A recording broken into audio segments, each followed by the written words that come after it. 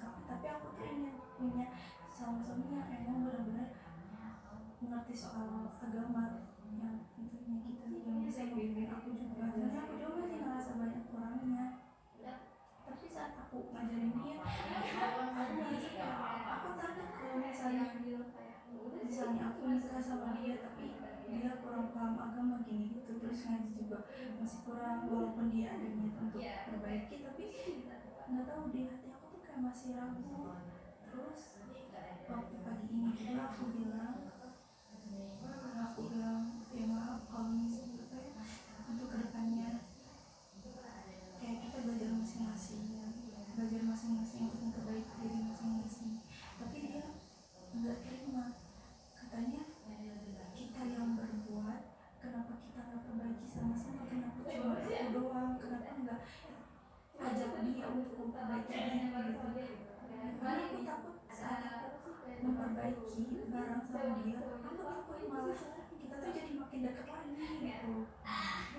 Bukannya aku kan niatnya emang pengen jaga jarak gitu antara cowok sama siapa.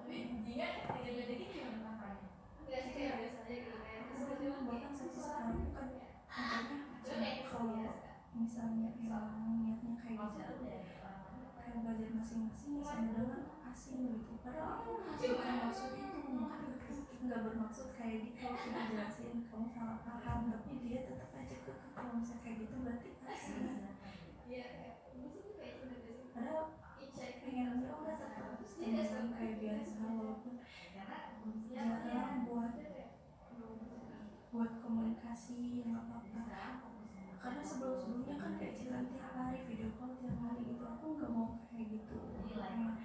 Ya fokus dulu sama sekolah kayak gitu. Tapi dia nggak terima. Tapi aku nggak mau asik sama dia, tapi kalau misalnya aku ngelakuin itu berarti kita asing gitu. Jadi aku bingung, aku sayang tapi aku sayang sama dia karena iya karena apa ya, aku kan tipe cowok idaman aku yang paham agama gitu, karena pengen dibimbing doanya. Tapi ngeliat dia kayak gitu aku jadi ragu gitu. Tapi aku sayang sama dia, tapi aku gak tahu harus gimana. Kalau boleh tahu, kalian kenalnya di mana? Di camp awalnya emang di camp kayak dari MTQ, aku memang sama teman-teman tiba-tiba kenal dan ya tiba-tiba jadi sedekat itu. Aku tuh nggak ngerasa kayak kenapa tiba-tiba hubungan kita bisa sejauh ini gitu. Aku nggak tahu, padahal ya nggak ada kata ngungkapin kayak aku suka sama kamu pacarnya, nggak ada kayak gitu. Kenapa nggak tiba-tiba ada kata sayang, ada kayak Rumahnya jauh banget ya. LDR di Pangandaran, dan kebetulan Pangandaran itu rumahnya aku, jadi kalau aku Pangandaran aku sekalian di Pangandaran gitu. Tapi dia pernah nyampein kamu kesini? Enggak, soalnya masih sekolah juga. Terus di sini katanya di Cimahi kalau misalnya jauh. Oh, jadi kalian tuh bertemu waktu di Pangandaran.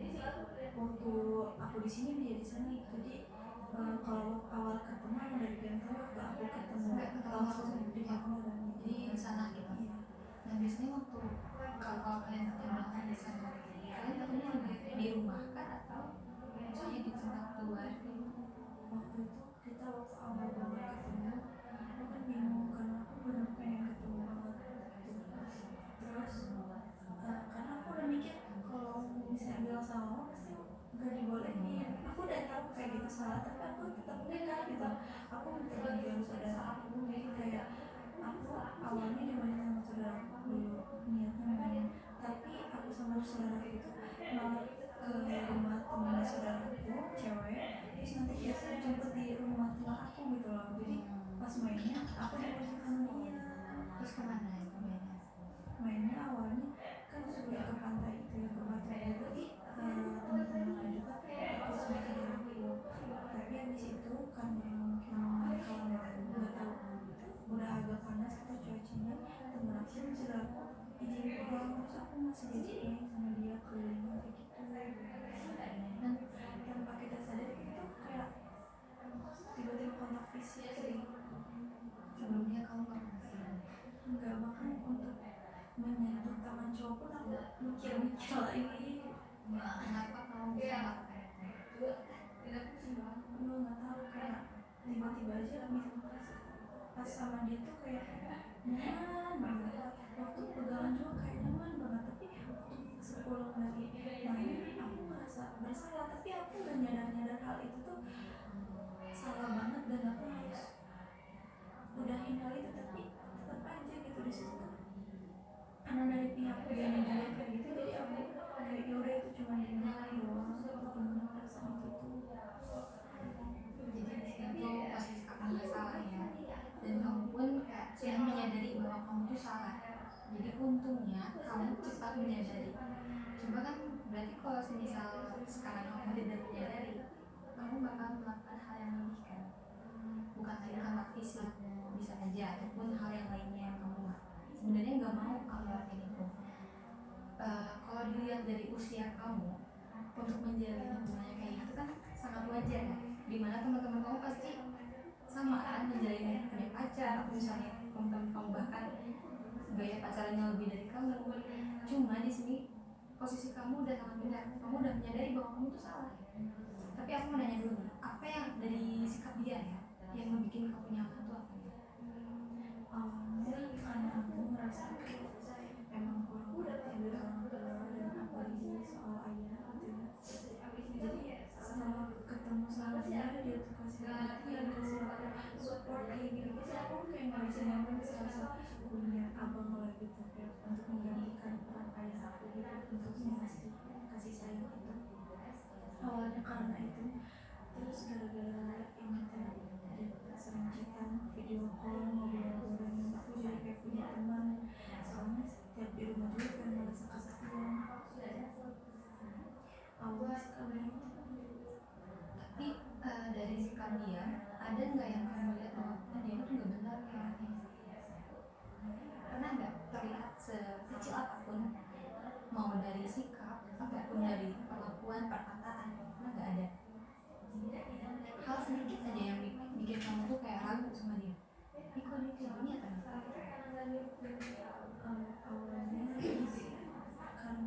karena dia suka main game kan, jadi suka main game itu sampai karena lupa waktu dan malah menanti sholat, menunda sholat gitu, memang gak suka sama orang dan kayak gitu, tapi dan beberapa juga ya udah tetap aja sama dia lanjut gitu.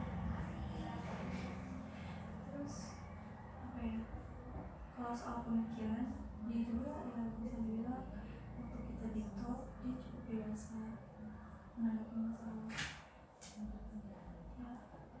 Cuma Memang kalian udah berapa lama dekatnya? waktu kelas 10 setelah bulan puasa Ya, tapi lama ya. Sekarang kelas 11. yang 1 tahun kan.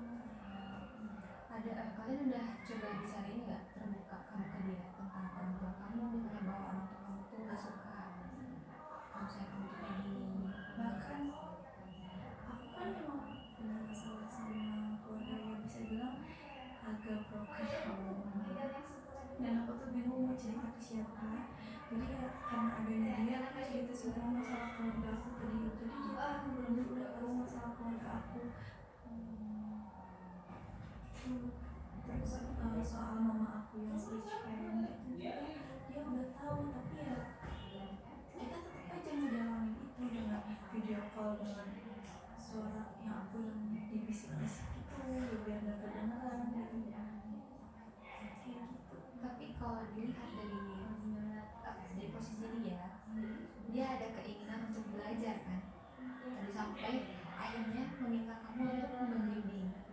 Tapi di satu lain kamu tuh pengen punya suami yang memang sudah membimbing kamu, bukan kamu yang membimbing kan.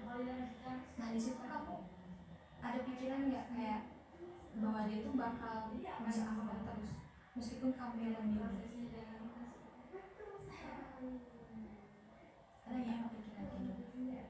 Ada sih, karena dia juga pertama suka sama cewek itu sama aku first love-nya, aku first experience-nya kayak gitu. Terus ya selama ini sejauh ini dia emang walaupun dengan yang lain gitu menjaga pandangannya sama cewek itu aku suka, dan gak pernah sekalipun mainin cewek itu juga yang aku suka dan aku kagum. Cuman kayak gitu soal masalah itu yang aku ragu-ragu. Nanti kamu coba jangan sampai kamu bohong lagi kalau keluar. Takutnya kenapa? Karena satu posisi mama kamu nggak tahu kamu keluar sama dia kan. Kita tanpa izin orang tua dan kita jauh dari daerah. Kita kan kamu mainnya di sana kan. Kamu pikirnya kayak gini. Gimana pada saat kamu main sama dia ada hal yang tidak kamu inginkan terjadi. Mau siapa yang kamu hubungi orang pertama? Pasti kamu bingung kan? Pasti yang kamu hubungin pertama siapa? Orang tua kamu itu. Nah sekarang kalau misalnya orang tua kamu tidak tahu keberadaan kamu dan bahkan kamu pun belum tahu sebelumnya dia, meskipun ke kamu ngasih perhatian, ke kamu ngasih semuanya yang kamu butuhkan, sampai kamu anggap dia tuh pengganti abang kamu atau misalkan sosok ayah kamu, tapi kamu belum hafal betul dia tuh bagaimana. Apalagi kalian dengan kontak fisik secara langsung tuh jarang banget kan, kebanyakan di handphone atau di sosial media. Nah apalagi sekarang kamu sudah nekat untuk berbohong ke orang tua kamu pergi ke sini kamu nggak bilang. Nah ditakutkan nanti kamu pergi main sama dia, yang namanya doa orang tua itu pasti dikabulkan sama Allah, apalagi ibu yang melahirkan kamu, yang membesarkan kamu. Apalagi sekarang jika posisinya ibu kamu membesarkan kamu seorang diri, yang dimana ibu kamu tuh melarang itu pasti ada tujuannya ya, nggak mau sampai kamu tuh kayak gini. Tapi untungnya di sini kamu benar, kamu sudah paham bahwa kamu yang melakukan salah. Apalagi kamu sampai tadi kontak fisik yang tadinya dulu kamu benar-benar tidak mau, nah tapi sekarang tiba-tiba kamu jadi mau. Menurut kamu salahnya ada di siapa? Aku sama dia. Itu yang pertama mengajak kontak fisik itu siapa? Nggak tahu, tiba-tiba aja. Sebelumnya dia tahu nggak bahwa kamu tuh kayak gini orangnya? Dia tahu kalau aku orangnya terjaga. Nah seharusnya kalau memang dia lelaki yang betul, dia sudah tahu kamu jadi cewek yang terjaga dan kamu sama orang tua kamu dikasih penuh, harusnya dia nggak akan melakukan itu. Kalau memang dia benar-benar pengen melindungi kamu, tapi dari sini dia udah tahu kamu gimana, tapi dia tetap melakukan itu. Bahkan waktu main dia tahu nggak kamu gak izin sama orang tua kamu. Nah di situ aja dia diam dan dia seolah mendukung perlakuan tidak betul kamu. Kalau memang dia betul, dia pasti bilang ya udah nggak usah jadi mainnya, kamu lebih hargain ibu kamu, yang membesarkan kamu pasti siapa? Ibu kamu. Tapi di situ dia malah mendukung perlakuan kamu. Nah di situ kamu sudah bisa menilai. Apalagi sekarang kamu sudah menceritakan semua masalah keluarga kamu ke dia. Kita nggak tahu ya, orang jahat orang baik kita nggak tahu. Apalagi kita hanya kenal di sosial media. Bisa aja dengan cerita yang kamu ceritakan ke dia, dia mengambil kesempatan dimana yang tadi kamu tidak dapat kasih sayang, kamu tidak ada peran ayah. Kalau kita nggak tahu dia jahat atau baik. Kalau misalkan dia jahat, dia bakal mengambil kesempatan buat masuk ke diri kamu. Artian masuk tuh jadi kayak, paham kan masuk atau artian masuk ke diri kamu tuh jadi kayak tadi kamu bakal tergiur dengan perhatiannya, kamu bakal tergiur dengan segalanya macamnya itulah. Nah dari situlah dia bisa memanfaatkan kesempatan itu. Jadi sekarang kamu udah menurut aku ya, kamu sudah benar pikiran kamu. Untungnya kamu sekarang sudah terbuka lah pikiran kamu bahwa kamu tuh bilang itu tidak, memang tidak betul. Tapi kalau untuk rasa cinta atau rasa sayang, saya sangat mewajarkan itu karena itu rasanya manusiawi. Setiap orang pasti punya rasa kasih sayang.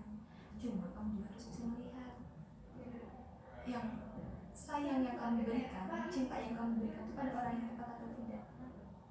Apalagi sekarang kamu yang harus membimbing, kamu yang harus kasih tahu ke dia bahwa ini tuh tidak benar, di agama tuh tidak gini. Sedangkan dia tidak tahu apa-apa, yang dimana sosok laki-laki harus jadi pemimpin.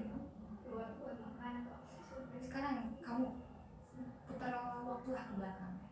Dulu diri kamu gimana? Bahkan tadi aku nanya kan, dulu kamu pernah nggak kayak gini? Bahkan kamu bilang bersentuhan sama laki-laki aja kamu nggak mau. Tapi semenjak sama dia, masa-masa itu kamu